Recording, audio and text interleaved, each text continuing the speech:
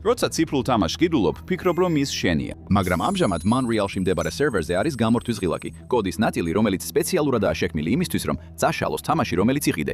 ისე თითქოს ის არასდროს არსებობდა. გაფრთხილების გარეშე, ანაზღაურების გარეშე, უბრალოდ გაქრება. სათამაშო ინდუსტრიამ უთხრა ევროპის კავშირს, რომ ამ გამორთვის შეჩერება ტექნიკურად შეუძლებელია და მილიონები დაჯდება. ეს არა მხოლოდ არასწორია, ეს ტყუილია. და პატარა ჯგუფმა მეამბოხე ინჟინერებმა დაამტკიცეს, რომ ამ თამაშების შენახვა თითქმის უფასოდ შეიძლება. მაშ, რატო არ აკეთებს ამას ინდუსტრია? როგორც ყველა კარდ დეტექტივში, ესეც მკვლელობით იწყება. თავი პირველი, The Crew-ის აღსრულება.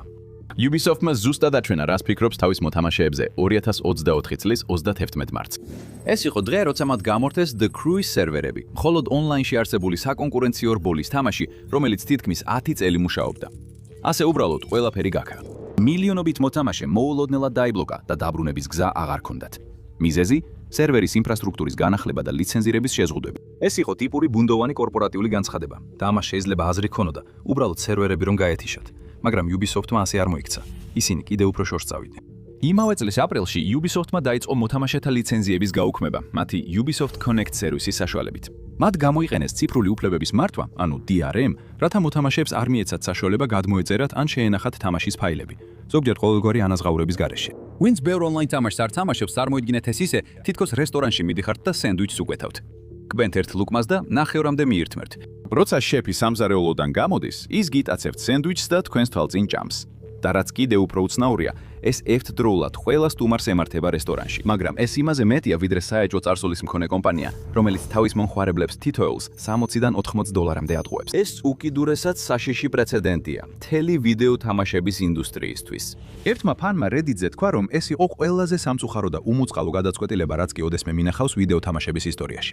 მეორემ კი ამას უწოდა საზიზღარი ქცევა, რომელიც უნდა შეწყდეს და აღარ იყოს ლეგალური. და როგორც Engadget-მა აღნიშნა, ეს შეგვახსენებს, რომ ჩვენ როგორც მომხმარებლებს არაფერი გვეკუთვნის. ჩვენ ცხოვრობთ სამყაროში, სადაც სტრიმინგ სერვისებს შეუძლიათ უბრალოდ წაშალონ საყვარელი სერიალი, მხოლოდ იმიტომ, რომ ის მეტ ყურადღებას იპყრობს და აკლებს მათ ძვირადღირებულ ახირებულ ახალ პროექტებს. ან სტუდიის ხელმძღვანელს შეუძლია TT-ის ერთი დაჭერით ფილმი გააქროს, რათა გადასახადების შემცირება მიიღოს. შეიძლება ასეთმა ქმედებამ ვიდეო თამაშებიც იმავე სახიფათო გზაზე დააყენოს. ეს ინტერნეტ პარანოია არ არის. 2024 წლის დასაწყისში Philip Tremble, Ubisoft-ის გამოწერების დირექტორმა, საჯარო განცხადებაში თქვა: ჩვენ დავინახეთ, რომ მოთამაშეები მიჩვეულნი არიან თამაშების ფლობასა და მათზე საკუთრებას. ეს არის მომხმარებელთა დამოკიდებულების ცვლილება, რომელიც უნდა მოხდეს. ისინი შეეგუენ იმას, რომ აღარ ფლობენ CD-ებისა და DVD-ების კოლექციებს. ეს გარდაქმნა თამაშებში ცოტა უფრო ნელა მიმდინარეობს. ასე რომ საქმე იმაშია, რომ თავი კომფორტულად იგრძნო, მაშინაც კი როცა შენი თამაში არ გეკუთვნის. ბოლოს და ბოლოს გამოწერის სერვისები კომპანიებისთვის ბევრად უფრო მეტ შემოსავალს იძლევა, ვიდრე ერთჯერადი გადახდა. თუ ისინი გადაწყვეტენ, რომ აღარ სურთ, რომ ის თამაში ითამაშო, ან თუნდაც მის ფაილებზე გქონდეს წვდომა, ეს უკვე შენი პრობლემაა. რას აბირებ? ფორუმებზე დაწერ, მათ Steam გვერდებს დაბომბავ უარყოფითი მიმოხილვებით. თითქოს აინც აინტერესებთ. მაგრამ ამჯერად ყველაფერი სხვანაირად იყო. Ubisoft-ის მიერ The Crew-ის განადგურებამ მოთმინების ფიალა აავსო. ამჯერად მოთამაშეები რეალურად აპირებდნენ რაღაცის გაკეთებას. სცენაზე შემოდის როს სკოტი, მთელი ცხოვრება გეიმერი და მაშინიმატორი ბატონ რუჟიდან, ლუიზიანა. მან თავისი ზრდასრული ცხოვრების უმეტესობა გაატარა ვიდეო თამაშებში, ხელოვნების შენარჩუნების აქტიური დამცველის როლში. 2019 წელს მან თამაშების სერვისად და არა პროდუქტად ქცევის კონცეფცია თაღლითობად მოიხსენია. და მას შემდეგ, რაც Ubisoft-მა The Crew-ის გამორთვის გადაწყვეტილება მიიღო, ის ერთ-ერთი ყველაზე ხმამაღალი მოწინააღმდეგე იყო, რომელმაც ეს ქმედება მომხმარებლის უფლებებსა და მედიის შენარჩუნებაზე თავდასხმად შეაფასა. ლოგიკურია, რომ სწორედ მან დაიწყო მოძრაობა Stop Killing Games, შეწყვეტეთ თამაშების მოკვლა, რომელსაც კონკრეტული და პრაქტიკული მიზანი აქვს. ამ საკითხის სასამართლოში გატანა და რეალური კანონების მიღწევა, რომლებიც შეაჩერებს ვიდეო თამაშების გამომცემლებს თამაშების განადგურებასა და მომხმარებლების მიტოვებასას, მხოლოდ მოგების მიზნით. და თუ ოდესმე იდეალური გარდამტეხი მომენტი იქნებოდა, ეს სწორედ The Crew იქნებოდა. ის ძირითადად ერთმომხმარებლიანი გამოცდილება იყო, რომელსაც ონლაინ ფუნქციონალი მხოლოდ მუდმივი DRM-ის შესანარჩუნებლად ჰქონდა. თუ ამ პროცესის შეჩერება იქ ვერ მოხერხდებოდა, საერთოდ ვერ არ მოხერხდებოდა. ამიტომ ვიდეო თამაშების მომავლისთვის ბრძოლის ველი ევროპარლამენტი იქნებოდა. ჩანდა, რომ Stop Killing Games ჰქონდა უძლეველი არგუმენტი მილიონობით ონლაინ მხარდამჭერის ხელმოწერით და რეალური იმპულსით. მაგრამ ვიდეო თამაშების ინდუსტრიასაც ჰქონდა თავისი გოზირი, მეორე თავი, ევროკავშირის მოსმენის შიგნით. 2026 წლის 16 აპრილს როს სკოტმა და მორიც კაცნერმა პირდაპირ ევროკავშირის პარლამენტის მოსმენაზე გადაიტანეს ბრძოლა, სადაც მათ ჰქონდათ უნიკალური შანსი წარედგინათ თავიანთი საქმე. მხოლოდ 2 წელიწადში მან მოიპოვა უპრეცედენტო მასშტაბის მხარდაჭერა მომხმარებლებისგან, რომლებსაც უკვე მობეზრდათ ვიდეო თამაშების ინდუსტრიის მხრიდან ფულის საწველებად მოპყრობა. როგორც ევროპის მოქალაქეთა ინიციატივა, მან უკვე 2025 წლის შუა პერიოდში 1.25 მილიონი ხელმოწერა დააგროვა, რაც რომის კოლიზეუმის 25-ჯერ შევსებასაც კი ეყოფოდა. და მიუხედავად იმისა, რომ ონლაინ საზოგადოებაში ზოგი სკეპტიკურად იყო განწყობილი, მისი შეჩერება შეუძლებელი იყო. და მიუხედავად იმისა, რომ კამპანიის მონაწილეებსა და ევროკავშირის კანონმდებლებს შორის ტექნიკური ცოდნის ბარიერი არსებობდა, ჩანდა, რომ როსი და მორიცი წარმატებით ამტკიცებდნენ თავიანთ პოზიციას. კონსულტანტმა დანიელ ანდრუსგან თქვა: თამაშები, რომლებიც 20 წლის წინ შეიქმნა, დღემდე მუშაობს. თამაშები, რომლებიც 3 წლის წინ შეიქმნა, აღარ მუშაობს. ეს დიზაინის გადაწყვეტილებაა, ეს ბიზნესის გადაწყვეტილებაა აილება. ერთი წინადადებით ანდრუსგამ ამ ბნელი სიმართლის არსს მიაღწია. საქმე არ ეხება გარკვეული ტიპის თამაშების გაშვების ბუნებრივ შეზღუდვებს. ეს ეხება დაგეგმილი მოძველების გარდაუვალ საფრთხეს. როსმა აღნიშნა თამაშის ბიუჯეტის ის მცირე ნაწილი, რომელიც განკუთვნილია სიცოცხლის ციკლის დასრულების დაგეგმისთვის. მაგრამ ეს ციფრები ხშირად არასწორია, რადგან ითვალისწინებს ფუნქციებს, რომლებიც არ ეხება ოფლაინ თამაშებს. მაგრამ მიუხედავად იმისა, რომ Stop Killing Games მოძრაობას საკმარისი მხარდამჭერი ჰყავს, რათა კანონმდებლებს ყურადღება მიაქციონ, მრავალმილიონიან კორპორაციებთან ბრძოლა ყოველთვის რთული იქნება. საკითხავია, რა ტიპის გამართლება შეიძლება აძლევდნენ ისინი მომხმარებლის საწინააღმდეგო პრაქტიკებს. პასუხი საკმაოდ ეშმაკურია. ტექნიკური არგუმენტების ზვავის გამოყენებით ისინი საუბარს აბნევენ და არა ამარტივებენ. თუ ენა საკმარისად რთულია, კანონმდებლებსა და საზოგადოებას შეიძლება არ ჰქონდეთ ტექნიკური ცოდნა, რომ ეს გაიგონ.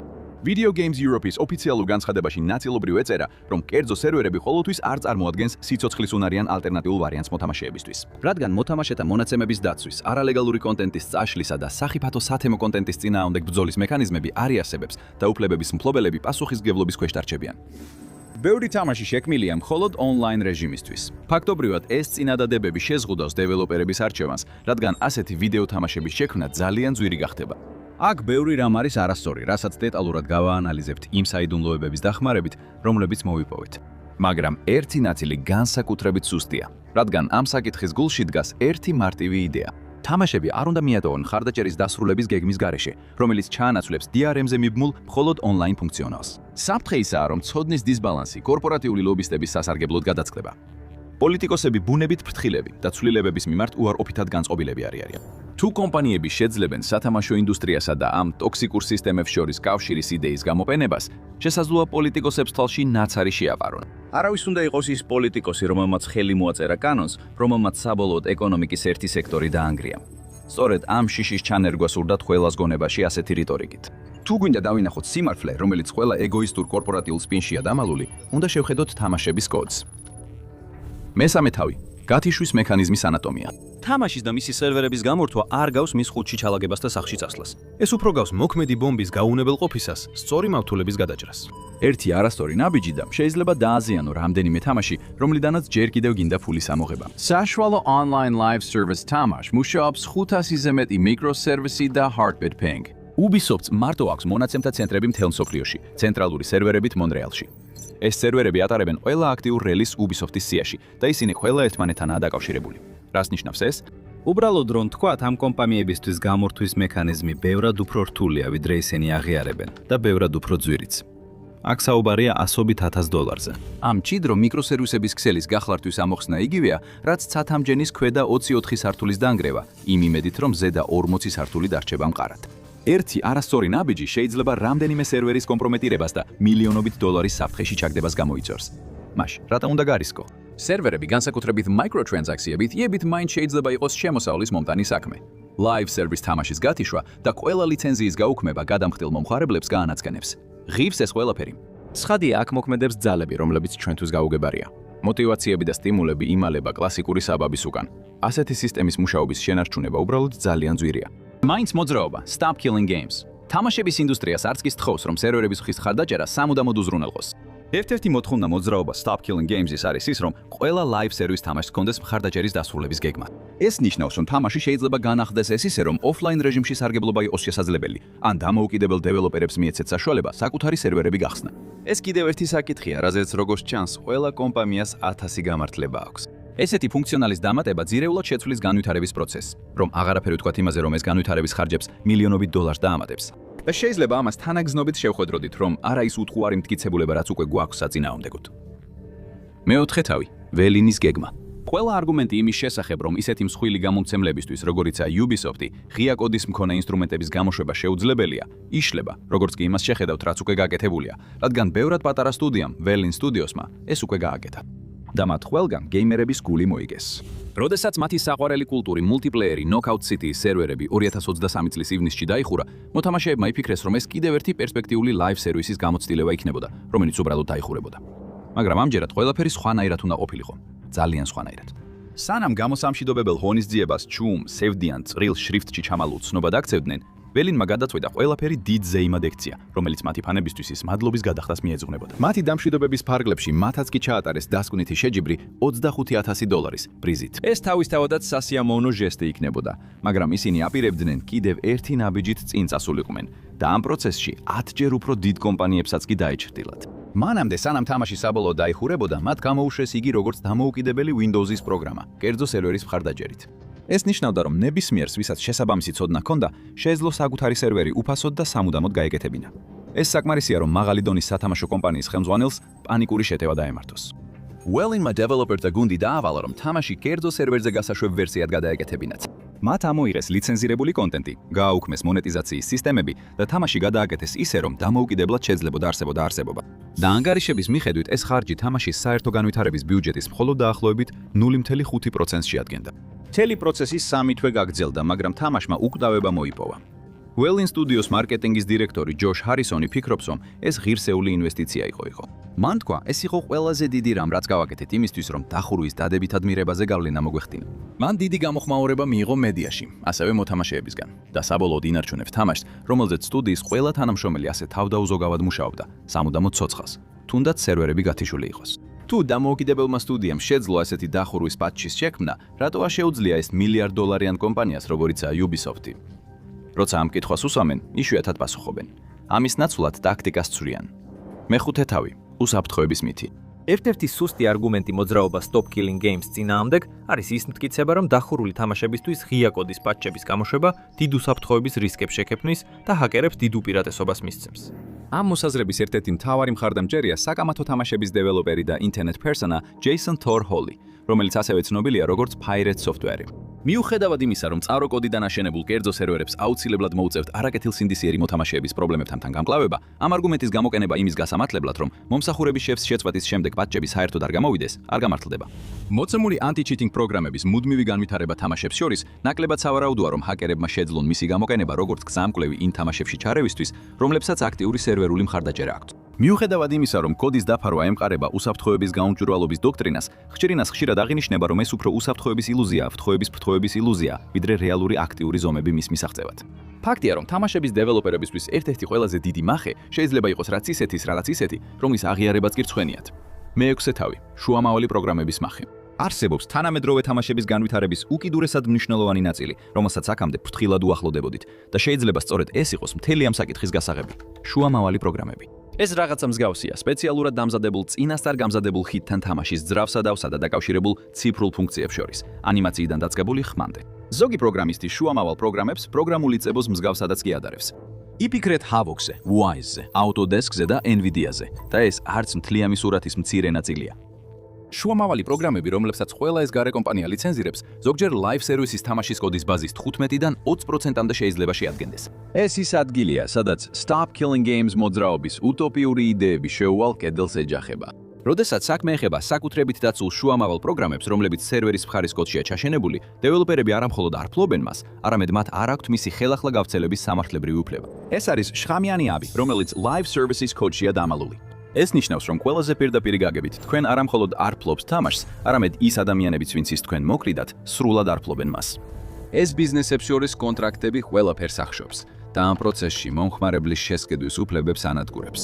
ეს პრაქტიკა, რომელიც დღესდღეობით ინდუსტრიაშია დამკვიდრებული, სწორედ ისაა, რაც live service ინდუსტრიის მდგომარეობას ასე მძიმე მდგომარეობაში აყენებს მოთამაშეებისთვის. მაგრამ მართლა უნდა ვკითხოთ, რამდენად ცუდია ეს? მეშვიდე თავი, გადარჩენის მაჩვენებელი. ამჟამად live service თამაშები ბუშტში არიან, რომელიც შუა აფეთქების პროცესშია. 2020-დან გამოშვებული live service თამაშების 83% 3 წელიწადში დაიხურა. Stop Killing Games რეალურად განახლებად სიას აწარმოებს დახურული თამაშების შესახებ. 2026 წლის აპრილისთვის იმ თამაშების რაოდენობა, რომლებიც ვერანაირად ვერ ითამაშება, 451-ს შეადგენს. 2026 წელს Sony მნიშვნელოვნად შეამცირა თავისი მიმდინარე live service გეგმები ცუდი შემოსავლების გამო. Რამდენად მნიშვნელოვნად? მათ რეალურად გააუქმეს 12-დან 8 დაპირებული live service თამაში, რომლებიც 2025 წლამდე უნდა გამოეშვათ. და ეს მხოლოდ Sony-ს არ ეხება. მთელ ინდუსტრიაში ჩავარდნილმა თამაშებმა ყურადღება მიიპყრო და მათ შორისაა The Cube Save Us, High Guard, Concord და 2018 წლის Radical Heights. რა აერთიანებს ამ ყველაფერს? მიუხედავად იმისა, რომ ბიუჯეტები მილიონებს აღწევდა, არც ერთი მათგანი 6 თვეზე მეტხანს არ გაგრძელებულა. ეს თამაშები ნამდვილი ეგზისტენციალური კრიზისის შუაგულში არიან. თამაშების აპოკალიფსში, რომელიც ათასობით დეველოპერის მრავალწლიანი შრომის ფაქტობრივად გაქრობას გამოიწვევს. ამჟამად ევროკავშირი თითქოს ციფრული მედიის თიისთავობის უკანასკნელ თავდაცვით ხაზად გვევლინება, მაგრამ რეალურად რამდენი რამ დგას აქ სასწორზე? მერვე თავი, საბოლოო პატჩი. ამჟამად გზაჯვარედინზე ვდგავართ, არა მხოლოდ თამაშების მომავლისთვის, არამედ მთლიანად ციფრული მედიისთვის. მივდივართ თუ არა სამყაროსკენ, სადაც რაღაცის გადახდა ნიშნავს, რომ ის სამუდამოდ გეკუთვნის, თუ კი იქითკენ, სადაც ყიდვა უბრალოდ უფრო გართულებული ქირაობა. იმიტომ რომ ამჟამინდელი მოდელის მიხედვით, თითოეულ თამაშს, ფილმს, ელექტრონულ წიგნს ან პროგრამას შეიძლება ფარული პირობა მოხვდეს და ნებისმიერ მომენტში ეს პირობა შეიძლება ამოქმედდეს. 2026 წლის შუა პერიოდში უკვე კარგად გვეცოდინება, რომელ მომავალში შევდივართ. საწყისი დღის წესრიგის მიხედვით, რომელიც მოსმენის შემდეგ მალევე გამოქვეყნდა, 27 ივლისი იქნება დღე, როდესაც კომისია ოფიციალურად უპასუხებს საკანონმდებლო წინადადებას. ამ დროიდან იმ დღემდე პერიოდი ნერვების მომშლელად იქცევა არა მხოლოდ თამაშების გულშემატკივრებისთვის, არამედ ციფრული უფლებების დამცველებისთვის, მედიის შენარჩუნების მხარდამჭერებისთვის და იმ კომპანიებისთვისაც, რომლებიც ცდილობენ მაქსიმალური მოგება მიიღონ. მოსმენა ბევრის მოლოდინს გადააჭარბა, როსმა და მისმა გუნდმა კარგად ჩამოაყალიბეს მოძრაობის უკანდგომი მორალური პრინციპები. თუმცა ბედი ჯერ კიდევ გაურკვეველია. თუ ყველაფერი კარგად წავიდა, Stop Killing Games-ისთვის და ზოგადად მოთამაშეებისთვის, შესაძლებელია რომ ამ მოძრაობამ ხელი შეუწყოს მომსახურების შეწყვეტის სტანდარტის შესახებ დებულების შეტანას მომავალ ციფრული სამართლიანობის აქტში. ეს არის მომხმარებელთა უფლებების კანონპროექტი, რომელიც სპეციალურად ონლაინ სივრცეში ადამიანების დასაცავად არის შექმნილი. ამგვარი ჩაქჩოს პირობებში თამაშები, რომლებიც გარკვეული დროის შემდეგ გამოვა, უბრალოდ არ გაეშვება და გაურკვევლობაში არ გაქრება. მათ ექნებათ ვალდებულება, რომ კონდეთ სათანადო მომსახურების შეწყვეტის გეგმა. თუნდაც სერვერის მხარდაჭერა დასრულდეს, მოთამაშეები მაინც შეინარჩუნებენ იმ თამაშებს, რომლებიც შეიძინეს გარკვეულ ფორმაში. ამ მონეტას კიდევ ერთი მხარეც აქვს.